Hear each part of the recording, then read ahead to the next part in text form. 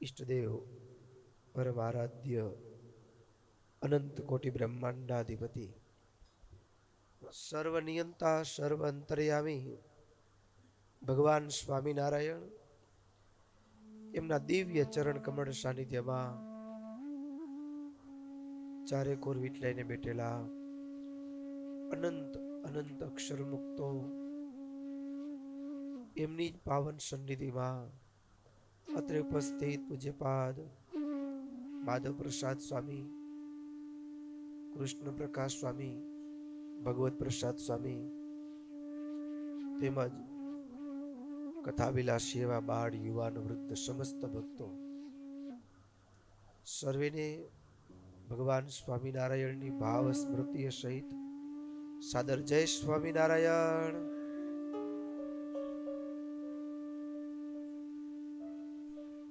અમે યાત્રામાંથી આવી ગયા પણ અમારા ગળાના દેવતા આજે છપૈયા જ પડ્યા છે.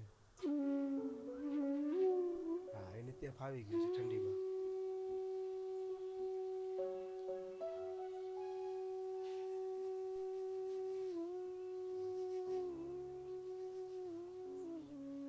વાલા ભક્તો, આપણી ચાલતી સાયંકાલીન શ્રીમદ સત્સંગી જીવન કથા ગંગા, એમાંય ભગવાન સ્વામિનારાયણ એ ગઢપુરની અંદર બિરાજમાન છે. અન્નકૂટનો ભવ્ય ઉત્સવ થયો. મહારાજ બીજા દિવસે દેશ દેશાંતરમાંથી આવેલા તમામ ભક્તોને પુનઃ પાછા પોતપોતાના ગામ જવાની આજ્ઞા કરે એ પહેલા જીવભાઈ દાદા ખાચરને મોકલ્યા. દાદા, મહારાજ પાસે જા, મહારાજને પ્રાર્થના કર સંતો અને ભક્તોને પ્રબોધની એકાદશી સુધી અહીંયા જ રોકે. પ્રબોધનીનો ઉત્સવ કર્યા પછી એ મહારાજને જવાની આજ્ઞા આપે. તરત જ દાદા ખાચર મહારાજ પાસે આવ્યા. મહારાજ, બેન એમ કહે છે કે સંતો ભક્તો અહીંયા રોકાઈ જાય. મહારાજ કહે સારું. પછી દરરોજ પ્રતિદિન રાત્રે સત્સંગ સભા થાય. સત્સંગ સભા થાય. સત્સંગની અંદર મહારાજ જીવનના અમોઘ પાઠ એ સંતો અને ભક્તોને શીખવે. ભક્તો, એમાંય કારતક સુદ પંચમીને લાભ પાંચમનો દિવસ.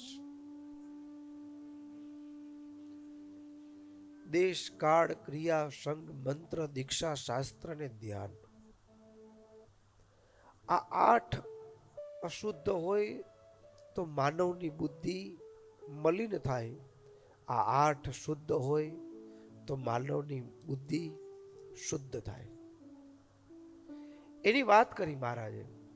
અને હવે કારતક સુદ છઠ, ષષ્ઠ્યામ નિશા ગમે રાજન સદસ્યુચ્ચાસન સ્થિતમ બ્રહ્માનંદો મુનિન્દ્રોત પ્રણમ્યા પૃચ્છદીશ્વરમ. છઠ્ઠીના દિવસે સંધ્યા આરતી થઈ રહ્યા પછી બ્રહ્માનંદ સ્વામીએ મહારાજને પૂછ્યું છે, સંપ્રદાયેત્ય ભગવન નિષ્કામમ હિ બૃહદ્વ્રતમ આશ્રિતા સંતિ બહવસ ત્યાગિનસ્તાવકાઈમે. ઉદ્ધવ સંપ્રદાયના આશ્રિત એવા જે અમે સર્વે સાધુ. લોકમાં તો એવું કહેવાય કે કળિયુગમાં બ્રહ્મચર્ય હોય નહીં, પણ મહારાજે સ્ત્રી ધનના ત્યાગી, અષ્ટદા નૈષ્ઠિક બ્રહ્મચારી આવા સંતોની એક સ્વામિનારાયણીય અનોખી સાધુની ફોજ તૈયાર કરી. ગામડે ગામડે જાય અને ભક્તો માનવ જીવનની વાતો કરે અને સંતોની વાતો સાંભળી એ જે ભક્તો હતા ને એના જીવનમાં આમૂલ પરિવર્તન આવતું.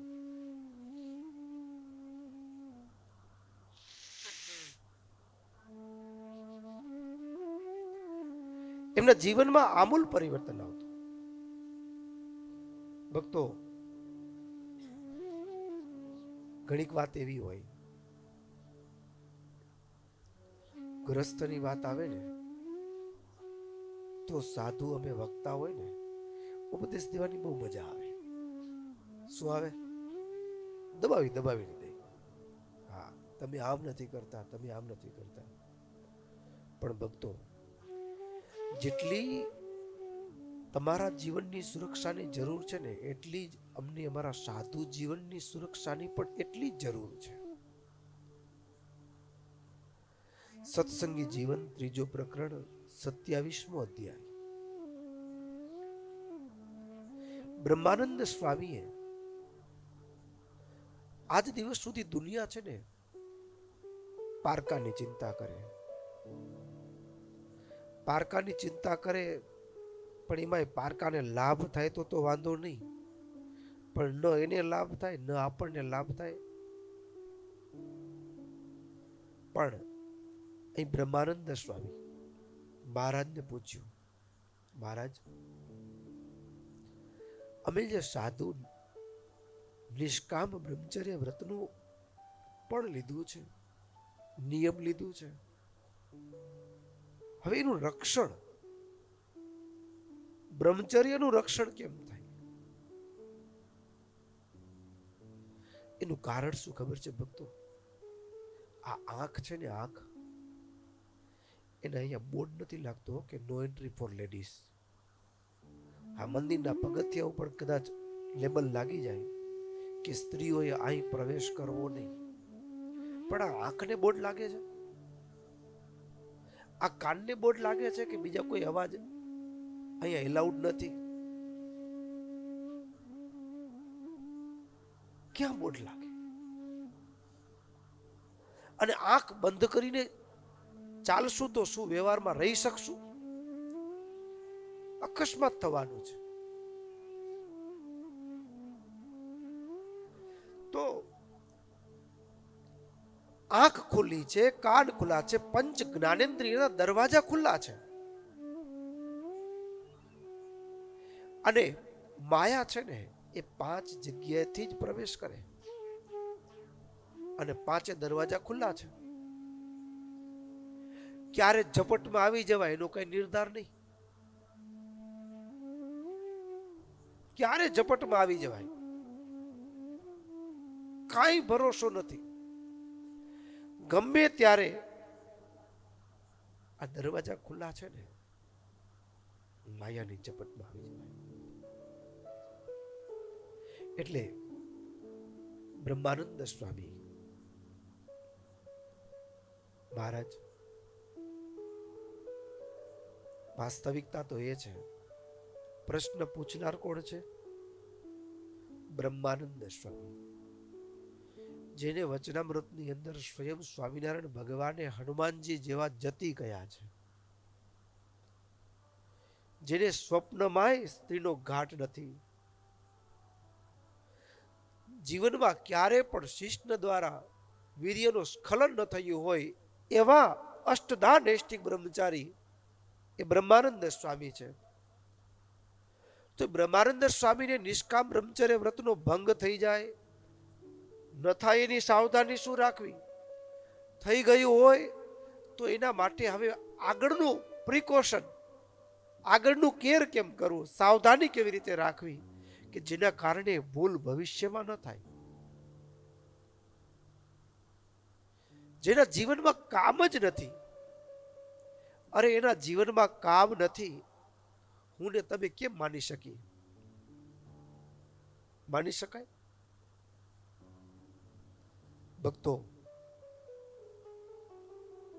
દુનિયામાં એવા કેટલા માણસ મળે કે જે એમ કહી શકે કે મને કોઈ દિવસ ગ્રસ્ત હોય તો એમ કહી શકે કે મને મારી પત્ની સિવાય જિંદગીમાં ક્યારેય બીજી સ્ત્રીનો વિચાર નથી આવ્યો, એવા કોઈ કહી શકે?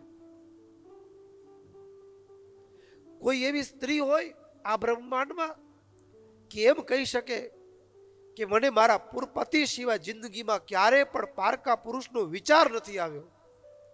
હા, કોઈ માણસ કે, પણ આપણે એનું હૈયું નથી વાંચી શકતા એટલે ચાલે. બાકી કોઈ વાંચી શકતું હોય ને તો એમ ભક્તો, કોઈ સાધુ, બધા પૂર્ણ નથી હોતા, માર્ગે ચાલ્યા છે. કેટલાક પૂર્ણ હોય, કેટલાક એ યાત્રાને અંતિમ પડાવમાં પહોંચી ચૂક્યા હોય, પહોંચવા આવ્યા હોય. કેટલાક હજી ડગ માંડ્યા હોય, કેટલાક અધવચ્ચે પહોંચ્યા હોય. હવે આજે સાધુ છે, કોઈ એમ કહી શકે કે મને જિંદગીમાં ક્યારે પણ સ્ત્રીનો વિચાર સુધાય નથી આવ્યો?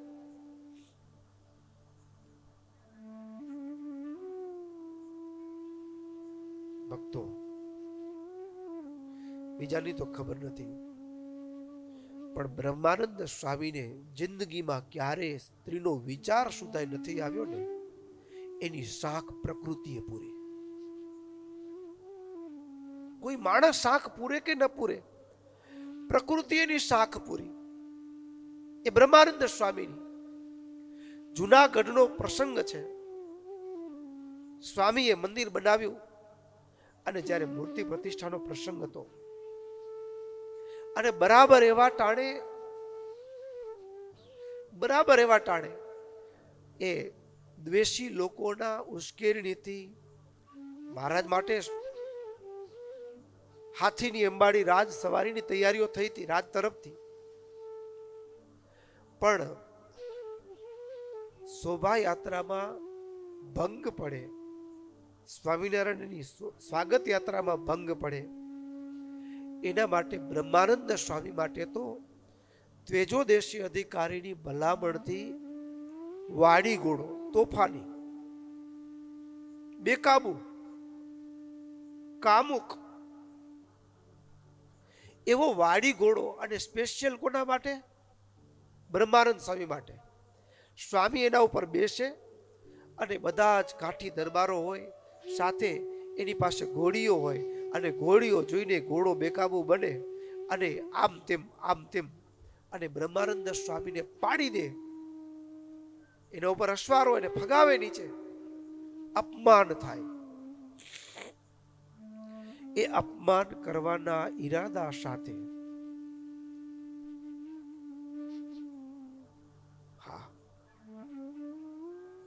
ઘોડો અને મજેવડી દરવાજે મહારાજ હાથીની અંબાડી ઉપર અસવાર થયા. બ્રહ્માનંદ સ્વામી તો સમજી ગયા કાવતરું, પણ મહારાજે ઈશારો કર્યો ને એટલે મહારાજની આજ્ઞા નતમસ્તક કરી ઘોડા પાસે આવી, ઘોડાની પીઠ ઉપર 3 થપાટ મારી અને સ્વામિનારાયણ બોલતા ઘોડા ઉપર અસવાર થઈ ગયા. ભક્તો, જેને જિંદગીમાં ક્યારેય પણ સ્ત્રીનો સંકલ્પ નથી થયો, એવા બ્રહ્માનંદ સ્વામીનો સ્પર્શ ઘોડાને થયો ને, ઘોડો બ્રહ્મચારી થઈ ગયો. ઈરાદો એવો હતો કે બધાની વચ્ચે ઘોડીઓ જોઈને ઘોડો બેકાબુ બને, બ્રહ્માનંદને પાડી દે પણ એ ઘોડો બધાયની મેલી મુરાદ એમની એમ રહી. ઘોડો તો માથું નીચું કરીને ચાલે શોભાયાત્રામાં. કાઠીઓની ઘોડીઓ સામુ નજર પણ ન કરે. અરે જમાવટ અને ગજબ તો ક્યાં. શોભાયાત્રા સંપન્ન થઈ, દિવસો વીત્યા, અને જ્યારે એ ઘોડાને રાખવા એટલા માટે આવે તો કે સારી જાતની ઘોડાની નસલ લેવા માટે, ઓલાદ લેવા માટે, અને દેશ દેશાંતરમાંથી ઘોડીઓ લાવે, ઘોડાની સાથે રાખવામાં આવે. પણ ઘોડો ઘોડી સામે જુએ પણ નહીં. રાજાને થયું કે શું બીમાર પડ્યો હશે.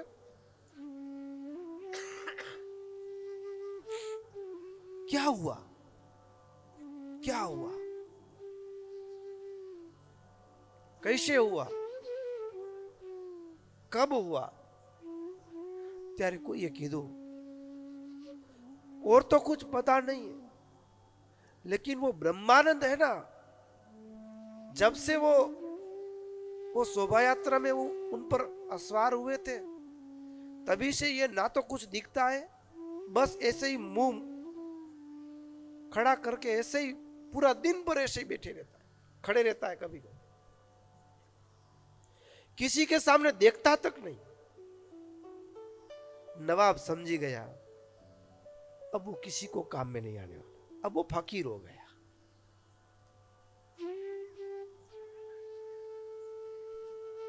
निष्काम व्रतनी साख घोड़ाए पूरी, प्रकृति पूरी જેની સાખ. એ બ્રહ્માનંદ સ્વામી. પ્રશ્ન પૂછનાર કોણ? પ્રશ્ન કેવો? આ પ્રશ્ન બ્રહ્માનંદ સ્વામીનો નથી, આ પ્રશ્ન મારા જેવા સાધુનો છે. મોક્ષના માર્ગે ચાલનારા સાધુનો પ્રશ્ન છે. પણ માનું હૃદય છે ને, કે સાધુ ભગવાનને ભેટવા નીકળ્યો છે પણ ભટકી ન જાય ને, રસ્તો ભટકી ન જાય, એના માટે બ્રહ્માનંદ સ્વામીએ અમારા વતી, આપણા વતી મહારાજને પ્રશ્ન પૂછ્યો. મહારાજ, તમારા આશ્રિત એવા જે અમે નૈષ્ઠિક બ્રહ્મચર્યને ધારણને કરનારા સાધુઓ, ક્યાંક આ આંખ ચૂકી જાય, ક્યાંક આ કાન ચૂકી જાય, આ પંચ જ્ઞાનેન્દ્રિયો ક્યાંક ચૂકી જાય ને માયા ઝપટ મારી જાય તો મહારાજ એનાથી બચવું કેમ? ઝપટમાં આવી ગયા તો હવે છૂટવું કેમ? પ્રાયશ્ચિતનો વિધિ કહો મહારાજ, કે જે પ્રાયશ્ચિત કરીને પુનઃ શુદ્ધિ થાય. ભક્તો,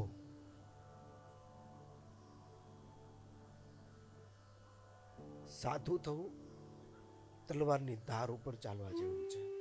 કપડા મળી જાય. હા, કપડા તમે વર્ષ તમારા ભેગા રહ્યો તો દેવડાવી દઈએ, વાંધો ના આવે, કપડા મળી જાય. પણ સાધુતા બહુ મોટી યાત્રા છે. જાત સાથેની લડાઈ છે, જાત સાથેની લડાઈ છે, મન સાથેની લડાઈ છે. આ લડાઈ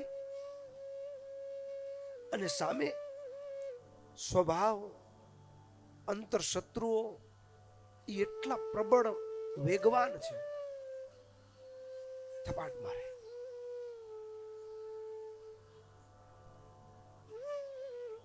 થપાટ મારી જાય, રસ્તો ભટકાવી જાય. ભગવાનને ભેટવા નીકળ્યો હોય અને ક્યાંય માયાના રવાડે ચડી જાય.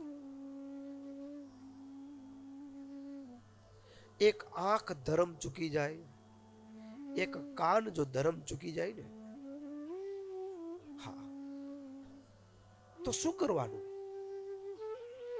મહારાજ કે બુદ્ધિ પૂર્વમ ન કર્તવ્યો વ્રતભંગ ક્વચિન મુને જાતે ત્વજ્ઞાનત કાર્યા તચ્છુદ્ધિ સદ્ય વહી. અજાણતા અજાણતા બ્રહ્મચર્ય વ્રતનો ભંગ થયો હોય તો એનું પ્રાયશ્ચિત કરીને તત્કાળ શુદ્ધિ કરવી, પણ જાણતા થયું હોય એનું તો શું પ્રાયશ્ચિત? હવે એ તો ઈરાદાપૂર્વક કર્યું છે. તો અજાણતા જે થયું છે એના માટે આત્મશુદ્ધિ માટે શું કે જેના કારણે ફરીવાર મન ત્યાં જાય નહીં. ભક્તો, સંતોનું મંડળ એક ગામથી બીજે ગામ જતું હતું. એક ગામથી બીજે ગામ જતું હતું એટલે એમાં વડીલ સાધુ હોય, મધ્યમ ઉંમરના સાધુ હોય, નાના સાધુ હોય, સાથે પાર્ષદો, હરિભક્તો સાથે. આમ ગામડામાંથી પસાર થયા ને તે ગામમાં વાત ફેલાઈ ગઈ, સ્વામિનારાયણના સાધુ. કારણ કે અત્યાર સુધી જે સાધુ બાબાઓ જોયા હતા એ જુદા અને આ જુદા છે. એટલે ગામના લોકો ગામના પાદરમાં ભેગા થઈ ગયા સાધુના દર્શન કરવા માટે. ગામના પાદરમાં બેનો ભાઈઓ ભેગા થયા, એમાં સંતોનું મંડળ જાય, એમાં આગળ નાના સાધુ અને ભક્તો. બન્યું કેવું?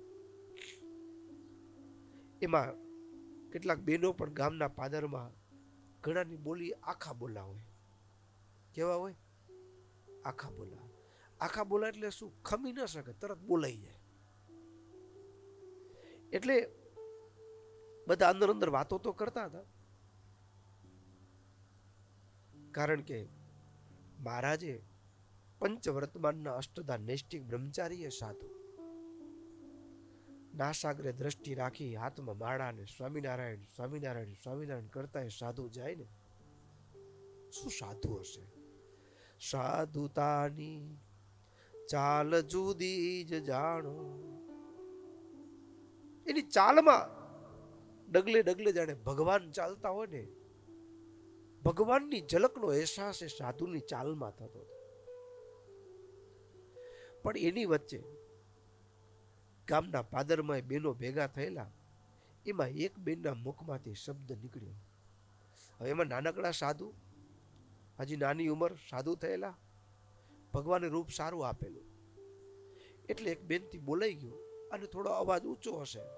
એ આ તો સંસારમાં શોભે એવો છે, અહીંયા ક્યાં ફસાઈ ગયો, અહીંયા ક્યાં ભરાઈ ગયો, આ તો સંસારમાં શોભે એવો છે. હવે આ શબ્દ જે સાધુને સંબોધીને બોલાયો ને, એ સાધુના કાને પડી ગયો કે હું તો સંસારમાં શોભું એવો છું.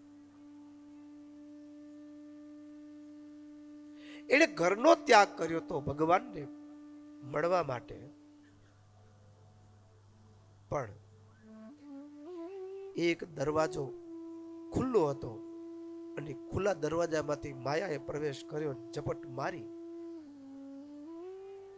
સાંજ પડતા એક બે ગામ મડોટી આગળ જે ગામ પહોંચવાનું હતું ત્યાં ઉતારા કર્યા, પણ પેલો સાધુ કઈ બોલે નહીં હો, ચૂપચાપ સુન્નું ને એક જગ્યાએ બેસી રહ્યા. એટલે ગુરુ પૂછ્યું, બીમાર છે, માથું દુખે, તાવ આવે, કોઈ વઢ્યું? પણ કઈ જવાબ જ ન દે, કઈ બોલે જ નહીં. પૂછવા છતાંય કઈ બોલે નહીં. એટલે એના ગુરુએ એની મળતી ઉંમરના જે સાધુ હતા ને એને પૂછ્યું કે કઈ પૂછો ને, કઈ બોલતો નથી, શું છે? એટલે મિત્ર સાધુ હતા નાની ઉંમરના, એને જોઈને પૂછ્યું, અરે તારા ગુરુ ચિંતા કરે છે, બોલને, શું બીમાર છે, માથું દુખે, બોલતો કેમ નથી કઈ? સરખી ઉંમરના એટલે થોડો ખીજાઈને કીધું. એટલે પેલા માથું નીચું ખંજવાળતા હું સંસારમાં શોભું એવો છું. લે,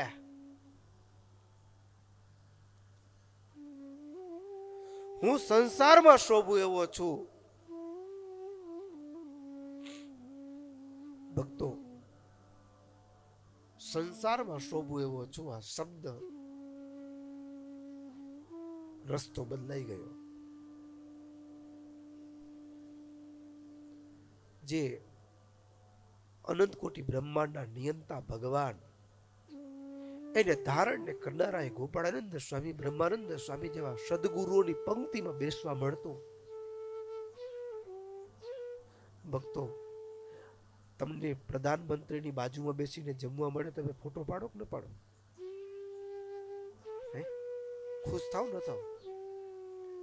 અરે બ્રહ્માનંદ મુક્તાનંદ હારે પંક્તિમાં અનંત કોટી બ્રહ્માંડનો નિયંતા પંક્તિમાં પીરેસવા આવે, પણ માયાનો એક શબ્દ એને પંક્તિમાંથી ઉઠાડીને માયામાં ભેળવી દીધો. માયામાં ભેળવી દીધો. 5 દરવાજા ત્યાંથી માયા ઝપટ મારે, એવી ઝપટ મારે. એમાં સાવધાન હોય તો બચાયો, સાવધાન હોય તો બચાય. અને એટલા માટે સૌથી પહેલા મહારાજે કીધું, માયા કઈ કઈ જગ્યાથી ઝપટ મારે એનું ધ્યાન રાખવાનું. એમાં મહારાજ કહે, અસત કાવ્ય રસમંજરી રસિક પ્રિયા, એ રસિક ગ્રંથોમાં વર્ણન કરેલા મુગ્ધા મધ્યા પ્રગલ્ભા સ્ત્રીઓના ભેદનું વર્ણન જેમાં કરેલું હોય એવું સાંભળવું નહીં ને સંભળાવવું નહીં. અને જો સંભળાઈ જાય તો આત્મ શુદ્ધિ માટે એક એક ઉપવાસ કરવાનો.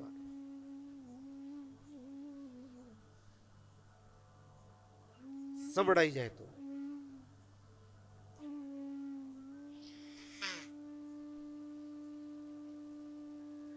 ગૃહસ્થમાં પણ હા, એક વડીલ 80 વર્ષે પહોંચેલા, તો વૃદ્ધાવસ્થા, લકવા થઈ ગયેલો, હાથ આમ ડૂબે, શબ્દો ચોખ્ખા નીકળે નહીં, સંભળાય ઓછું. એટલે ખબર અંતર પૂછવા માટે કોઈ આવેલું, એટલે કીધું, કાંઈ ખપે છે? હવે ઈ એમ સમજ્યા કે લગ્ન કરવા છે, તો કે હવે કોણ દે આપણે? લે, 80 વર્ષનો થઈ ગયો તો હજી મનમાંથી અભરખા પૂરા થયા.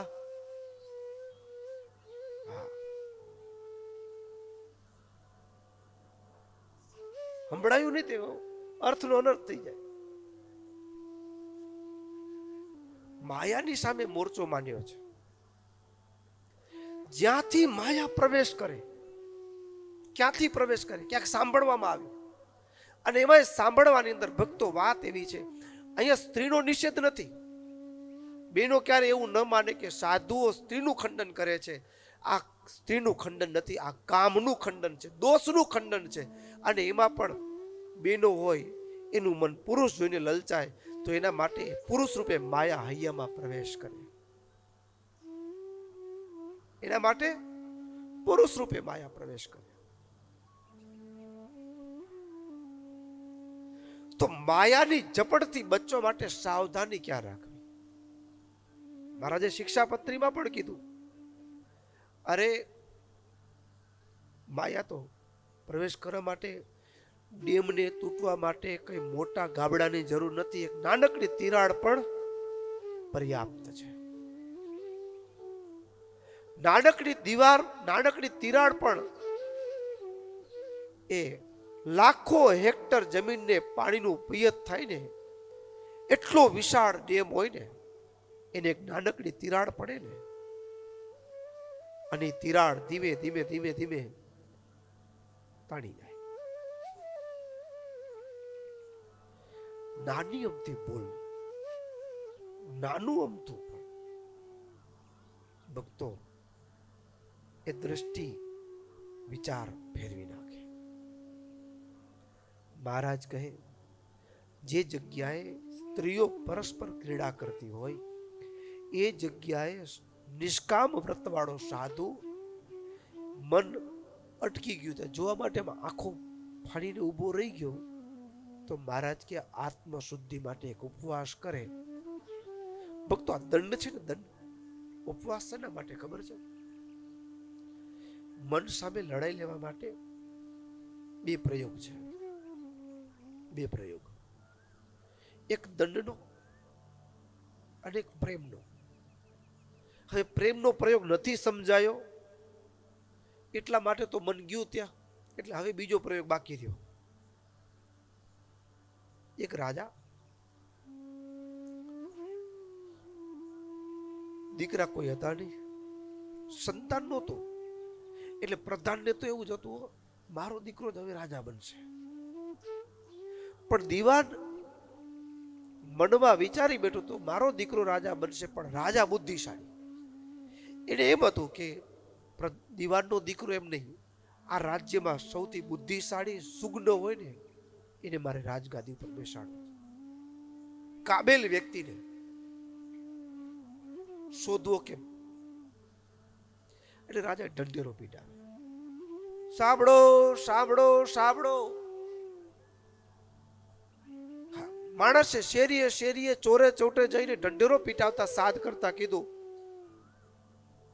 નગરમાં વસતા તમામ યુવાનોને મહારાજાએ આવતીકાલે સવારે 8 વાગ્યાના સમયે રાજસભામાં હાજર રહેવાની આજ્ઞા કરી છે. આમ ઢંઢેરો પીટવામાં આવ્યો. બધાના મનમાં થયું કે શું હશે? 8 વાગે શું હશે? 8 વાગે પહોંચ્યા બધા. ત્યાં રાજાએ રાજગાદી ઉપરથી ઉભા થઈ આખી સભા યુવાનો અને જાહેરાત કરતા રાજમંચ ઉપર, હા રાજગાદી પાસે વિચિત્રતા લાગે, એક બકરી. હા, તમે ક્રિકેટ રમતા ટ્રોફી બતાડવી પડે ને પેલા. નવો ટ્રોફી ડિસ્પ્લેમાં તો હોય કે ન હોય? હા, એ બકરી બતાડી અને રાજાએ જાહેરાત કરી કે આ એક બકરી જેવું એક સામાન્ય પશુ છે, મને એના પ્રત્યે બહુ વહાલ છે, પણ મારે એક કામ કરવું છે. એક દિવસ માટે નગરના તમામ યુવાનોને આ મારી વાલસોઈ બકરી એને હું લઈ જવા માટે આપીશ. એક દિવસ લઈ જવાની, પછી સાંજના સમય પાછી જ્યારે રાજમહેલમાં છોડવા માટે આવો ત્યારે એટલું કે જો હું એને ઘાસ આપું અને બકરી ઘાસ ખાય તો નહીં, પણ હું એને ઘાસ આપું અને બકરી ઘાસ ન ખાય તો એ યુવાનને એને કલ્પના નહીં કરી હોય એવું ભારે ઇનામ આપવામાં આવશે. એટલે બધા ફટાફટો નામ લખવા, પેલું નામ મારું, પેલું નામ મારું, પેલું નામ મારું, એમ આખું લિસ્ટ તૈયાર થયું. બધાના વારા પરથી વારો આવે અને એમાં પેલો યુવાન લઈ ગયો નિયત કરેલા દિવસે ઘરે લઈ ગયો. આખો દિવસ બકરીને ઘાસ ખવડાવ્યું. સાંજે લઈ આવ્યો રાજમહેલમાં. ત્યાં રાજાએ જંગલમાંથી કૂણું કૂણું ઘાસ મંગાવી રાખેલું. રાજાએ બકરી આગળ ઘાસ મૂક્યું. બકરીએ મોઢું ઘાસમાં નાખ્યું, ફેલ. એટલે બીજાને વિચાર આવ્યો ઈ કંજૂસ છે, નહીં ખવડાવ્યું હોય કાંઈ, હું લઈ જાઉં જાજુ ખવડાવીશ. બીજો લઈ ગયો, એને આખો દિવસ ખવડાવ્યો. સાંજે લઈ આવ્યો, રાજાએ ઘાસ મૂક્યું, બકરીએ ઘાસ ખાધું, એ ગયો. આમ 5-7 જણાએ પ્રયોગ કર્યો. હવે કેટલાને કંજૂસ માનવા? બરાબર ને? પછી એક જણાએ તો શું આખો દિવસ બકરીને મોઢું નીચું ન કરવું પડે, પકડી પકડીને મોઢું ખોલીને ખવડાવે, લે લે ખા ખા. પણ સાંજે લઈ આવ્યો તોય બકરીએ ઘાસમાં મોઢું નાખ્યું. એટલે પછી એક થોડીક બુદ્ધિ એક જણાની હાલી, સમજે એ કે આ બકરી બિચારી હવે આપણે અહીંયા ઘરેથી રાજમહેલમાં લઈ જઈ, તમે અહીંયાથી માંડવી મંદિરે આવો તો બાઈક હો તો પેટ્રોલની ટાંકીમાં પેટ્રોલ વપરાય કે ન વપરાય? એટલી જગ્યા થઈ કે ન થઈ? થઈ ગઈ. એટલે સ્વાભાવિક છે કે એટલું પેટ્રોલ તો સમાય કે ના સમાય, નવું નાખીએ તો સમાય. એટલે એ ભાઈ તો આખો દિવસ ખવડાવ્યું અને રાજમહેલના ગેટમાં પ્રવેશ કરે ને એના પહેલા થોડું ભેગું લઈ લીધું હતું. એટલે ખાલી થયો એ ટાંકી ભરી દેવાની. ગેટમાં ઊભી જમાડી અને પછી લઈ ગયો અંદર ખવડાવીને. પણ રાજાએ ઘાસ મૂક્યું, બકરીએ ઘાસ ખાધું, એ ગયા. હવે આ પ્રયોગ પણ 5-10 જણા કરી જોયો.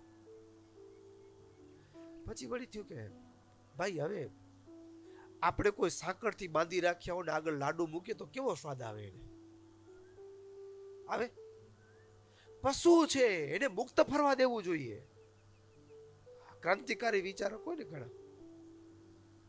લઈ ગયો એ જંગલમાં, ખુલ્લા જંગલમાં બિંદાસ બકરી આખો દિવસ મન મૂકીને ઘાસ ખાધું. સાંજે લઈ આવ્યા, ફરી એ જ બકરીએ ઘાસ ખાધું. આવો પ્રયોગ એ 5-7 જણા કરી જોયો. એમાં કઈ ફાવટ આવી?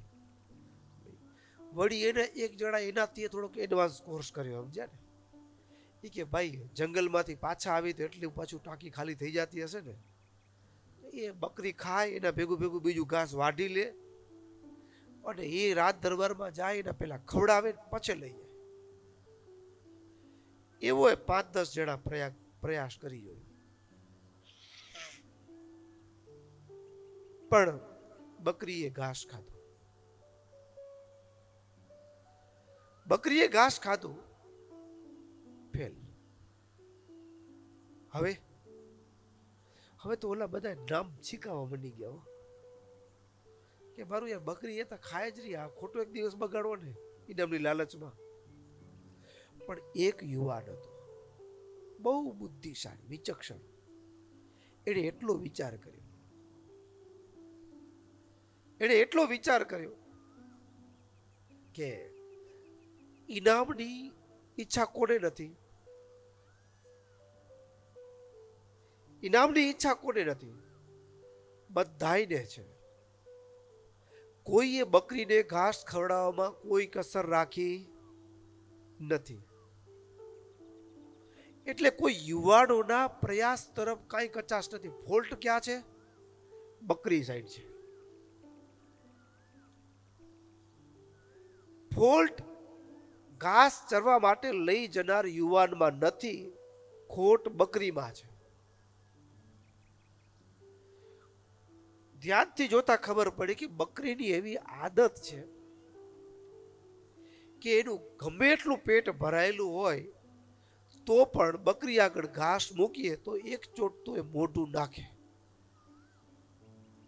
એની આદત છે, એનો સ્વભાવ છે. હવે આદત છે, સ્વભાવ છે બકરીનો મોઢું નાખવાનો. એનો શું ઉપાય કરવો? હવે તો પાછળ બધા નામ છીકાવી નાખેલું, કઢાવી નાખેલું. પણ આ યુવાન બકરીને લઈ ગયો વગડામાં. બકરીની પાછળ જ ચાલે. પણ કરે શું ખબર છે? બકરી જેવી ઘાસ ખાવા જાય ને, ફેરવીને લાકડી દંડો મારે.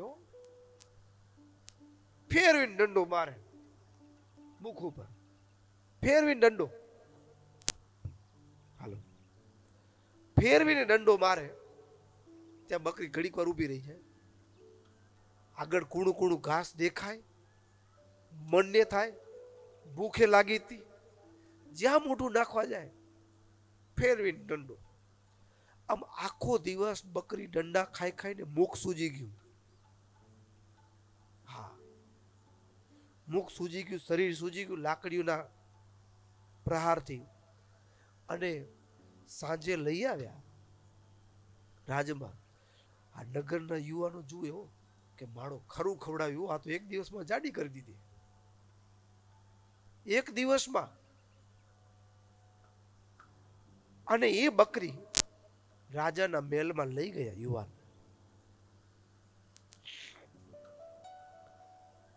રાજાના મહેલમાં યુવાન લઈ ગયો.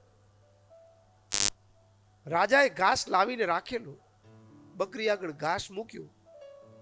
પણ આ યુવાન હતો ને, એને શું કરેલું, લાકડી હાથમાં રાખીને ઉભો હતો બિંદાસ. બકરીને આખો દિવસ ખાવા નથી મળ્યું, ઉપરથી લાકડીઓ મળી છે, કકડીને ભૂખ લાગી છે, પણ લાકડી સામે જુએ, મન થાય છે ખાવાનું, પણ જો ઘાસ ખાઈશ તો લાકડી આવશે, એટલે લાકડી સામે જુએ ને મોઢું ફેરવી લે. ભક્તો, મહારાજે કીધું, સ્ત્રીના અંગ ઉપર રહ્યું એવું જે વસ્ત્ર, એનો સ્પર્શ થઈ જાય તો એક ઉપવાસ કરવો. નાની નાની વાતો જ્યાંથી માયા પ્રવેશ કરે ને, ઉપવાસ છે ને લાકડી છે. શું છે? હા, કારણ કે માનવ મન છે ને, મહારાજે કીધું ચોટવાનો સ્વભાવ છે, એનો ચોટવાનો સ્વભાવ છે, અને જ્યાં મળે ત્યાં ચોટી જાય. એટલે ભક્તો, સ્વામિનારાયણ ભગવાન આ માનવ મન સાધુ થયા પછી માયા થપાટ ન મારે, માયાથી સુરક્ષિત રહેવા માટે અષ્ટાંગ બ્રહ્મચર્યની દ્રઢતા માટે કેટલી સાવધાની રાખવી, કઈ કઈ જગ્યાએથી માયા પ્રવેશ કરે ત્યારે એ પ્રવેશ મન ફરીવાર ત્યાં ન જાય, એને દંડ આપવો જરૂરી છે. જો દંડ ન આપવામાં આવે તો એ ફરીવાર એની એ ભૂલ કરવાનું છે. એટલે મન ત્યાં જાય એના પહેલા વિચાર કરવો પડે. એના માટે મહારાજે એક ઉપવાસ, 2 ઉપવાસ, 4 ઉપવાસ, આવી રીતે દંડનું પ્રાવધાન કર્યું છે. નિષ્કામ બ્રહ્મચર્ય વ્રતની દ્રઢતા માટે. ભક્તો, જો સાવધાન ન રહીએ, ગાફલ હોય ને, તો ભક્તો, સાધુ થયા હોય, ઘર-બાર છોડ્યું હોય ભગવાનને પામવા માટે, પછી ભજન ન હોય, વિચારનો મુદ્દો હાથમાં ન હોય, લક્ષ્યનું અનુસંધાન ન હોય, તો શું થાય? તો પછી તમારી રસોઈ, તમારા લાડવા છે ને, હા, એ સોસરા નીકળે. કારણ શું? તો કે એમાં કેટલુંક દ્રવ્ય તો અનિતિનું આવે ને, કે ન આવે? આવે. કેવું ને કેવું દ્રવ્ય આવે, અને એ દ્રવ્ય એની અસર વિચારમાં જોવા મળે, અને વિચારમાં જે અસર આવે ને, ત્યારે એની ક્રિયા, એનું વાણી, વર્તન બધાયમાં ફેર પડી જાય. સંપ્રદાયના ઘણા ઇતિહાસો છે, પણ ભક્તો, ઘર છોડીને નીકળ્યો હોય ભગવાનને ભેટવા, અને ભોગમાં અટકી ન જાય, એટલા માટે માયાની સામે મન માયામાં જાય તો એને દંડ આપવો, ફરીવાર ન જાય એટલા માટે. અને એ જ વાતને નિષ્કુળાનંદ સ્વામી સાવધાનીના બાબતમાં અદ્ભુત પદમાં કહે છે. સાંભળીએ શબ્દો. વૈરાગ્યને રે વિઘ્ન ગણા તાકી રહ્યા તૈયારજી. વૈરાગ્યને રે વિઘ્ન ગણા તાકી રહ્યા તૈયારજી. માન મોટાઈ ઈચ્છે મારવા, માન મોટાઈ ઈચ્છે મારવા, છોડવા ધનના. વૈરાગ્યને વિઘ્ન ગણા ઉપર નારે અભાવથી ટકે નહીં કેદી ટેક ઉપરના ભાવથી ટકે નહીં કેદી ટેક પાંચ વેરી પ્રચંડ છે પાંચ વેરી પ્રચંડ છે અધિક એક રે વૈરાગ્યને રે વિઘ્ન ગણા પાંચ વેરી ભક્તો સૌભરી યમુનાના દરામાં 60,000 વર્ષ સુધી ઉભા રહ્યા,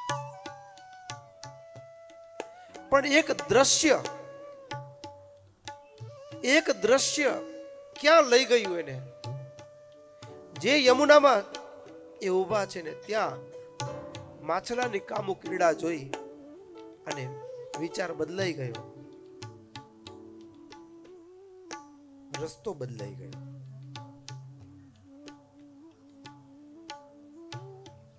એક મહાપુરુષોના જીવન તરફ જોઈએ. પરાશર ભગવદ આરાધના કરવા માટે જઈ રહ્યા હતા. આપણે એમ થાય જોવાથી શું થાય? અરે જોવાથી જ થાય. સાંભળવાથી શું થાય? સાંભળવાથી જ થાય. સ્પર્શથી શું થાય? સ્પર્શથી જ થાય. જૈનોની અંદર એક કથા છે. શંભુતિ નામના એક મુનિ, અને આ શંભુતિ નામના મુનિ એક વખત એવું થયું ભક્તો, એક બેન એને પગે લાગીને જતા રહ્યા, પણ એ જે બેન હતા ને એ મલિન સ્વભાવ, અને ભક્તો પગે લાગ્યા ને એ સ્પર્શથી શંભુતિ મુનિના વિચારમાં પરિવર્તનનો દોર શરૂ થયો. વિચારો બદલાવા લાગ્યા.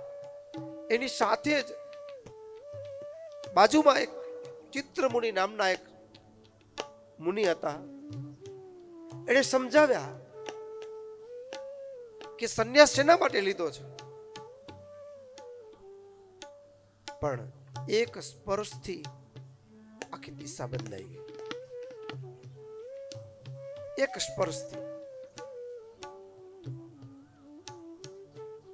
પરાશર ઋષિ, આપણામાં આપણે એવો આરોપ મૂકવાની આપણી ક્ષમતા નથી. મહાપુરુષોનું જીવન એ શિક્ષા માટે હોય છે, પણ પરાશર મુનિ મત્સ્ય ગંગા નદીની પેલે પાર જવા માટે વાણમાં લઈ જવા, સાંજનો સમય હતો, ના પાડી. પણ પરાશર ઋષિ આગ્રહ કર્યો એટલે નાનકડી દીકરી મત્સ્યગંધા એ ગંગા પાર કરવા માટે વાણના હલેશા મારે ને કેવળ ઘરેથી નીકળ્યા છે ભગવાનને પામવા માટે. દ્રષ્ટિ સ્થિર થઈને મન બેકાબુ બની ગયું. દ્રષ્ટિથી રસ્તો બદલે, શબ્દથી રસ્તો બદલે, સ્પર્શથી રસ્તો બદલે, ભોજનથી રસ્તો બદલે, ગંધથી રસ્તો બદલે. એટલા માટે ભક્તો મહારાજે આગળ અદ્ભુત નિષ્કુળાનંદ સ્વામી કહે છે શબ્દોમાં, સાવધાની કેટલી રાખવી. ખાતા પીતા સુતા જાગતા, ખાતા પીતા સુતા જાગતા, વસવું વેરીને વાસ, વસવું વેરીને વાસ. જોતા સુણતા બોલતા તેનો, જોતા સુણતા બોલતા તેનો, કરવો એ તપાસ રે. વૈરાગ્યને રે વિઘ્ન ગણા, વૈરાગ્યને રે વિઘ્ન ગણા. તપસ્યાને ત્યાગીયું, તપસ્યા વિના જે ત્યાગીયું. હેડે કરી હૈયા જોરજી તે કોઈક દાડે કચવાઈને, કોઈક દાડે કચવાઈને કાયા ભાગશે ભુરજી. વૈરાગ્યને રે વિઘ્ન ગણા તાકી રહ્યા તૈયાર, માન મોટાઈ છે મારવા છોડવા ધન નાર.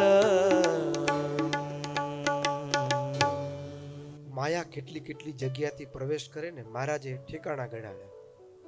હા, સ્ત્રીઓની વાર્તા થતી હોય આપણે સાંભળીએ તો ત્યાંથી અમારા સાધુ માટે એક સ્ત્રી સંબંધી વિચાર શરૂ થાય.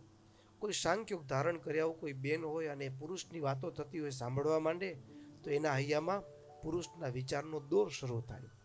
બીજી વાત, પછી ઘણીક વખત કેવું હોય કે ભાવ હોય. શું હોય? ભાવ એટલે ઘણા જગ્યાએ એવું હોય કે બેનોને એમ થાય કે અમને તમને તો સંતોનો યોગ મળે, અમને ક્યાં સાધુનો યોગ મળે. એટલે પછી કોઈક દ્વારા છાની વાતો કેવડાવે, સામીને પૂછજો ને. હા, પછી તમે તો હો નહીં તો પછી સામીના નંબર લઈ લો, અમે મેસેજ કરશું ખાલી. પછી મેસેજમાંથી કોલ થઈ જાય, કોલમાંથી મિસ કોલમાંથી અમારું બીજું થઈ જાય. પછી છાની વાતો સાંભળે તો ત્યાં કને પણ પ્રારંભમાં જ્ઞાન હોય, પ્રારંભમાં ભગવાનની વાતો હોય, પણ ભગવાનની વાતો ક્યારે ભૂલાઈ જાય ને ભોગની વાતો ક્યારે શરૂ થઈ જાય કઈ ખબર પડે નહીં. ભગવાનની વાતો ભૂલાઈ જાય ને ભોગની વાતો શરૂ થઈ જાય. પછી હા, પુસ્તક લખીને અથવા એ લખવા માટે મોકલે છાનું, મહારાજ એક એક વાતનું અનુસંધાન રખાવે છે. આવી ભૂલ થતી હોય તો મનમાં વિચાર શરૂ થાય, એને અટકાવવા માટે મનને દંડ આપવાનો ઉપવાસ દ્વારા, મનને દંડ આપવાનો ઉપવાસ દ્વારા. અરે કોઈ ચિત્રમાં હોય અને એને સ્પર્શ થાય, ભક્તો ચિત્રના સ્પર્શથી શું, પણ ભક્તો ચિત્રથી હૈયામાં તો આકાર ખડો થઈ ગયો ને, વિચારનો દોર શરૂ થઈ ગયો. એટલા માટે મહારાજે કીધું કે ઉપવાસ કરવાનો. સ્નાનાદિ ક્રિયા થતી હોય ત્યાં સ્વાભાવિક છે કે શરીરના અંગ ઉપરના વસ્ત્રો અધૂરા પૂરા હોય અને એ જગ્યાએ કોઈ જાય તો મન ચલાયમાન થાય. મહારાજ કે જવાઈ જાય અજાણતા, પણ મન ફરીવાર એવી ભૂલ ન કરે, દંડ આપવાનો ઉપવાસ દ્વારા. મહારાજ કહે અરે રસ્તો પહોળો હોય અને 5 હાથ છેટો ન ચાલે તો દંડ આપવાનો. મનને ફરીવાર એવી ભૂલ ન કરે, નહીતર પછી કડી મળી જશે પ્રવેશ કરવાની. અરે મહારાજ એક એક નાનામાં નાની વાત પાછું મહારાજે ત્યાં સુધી કીધું કે એ કોઈ અંગ સંગ એટલે કે બ્રહ્મચર્યનો ભંગ થઈ ગયો તો 12 મહિના ધારણા પારણા વ્રત કરવાનું, ત્યારે એ શુદ્ધ થાય,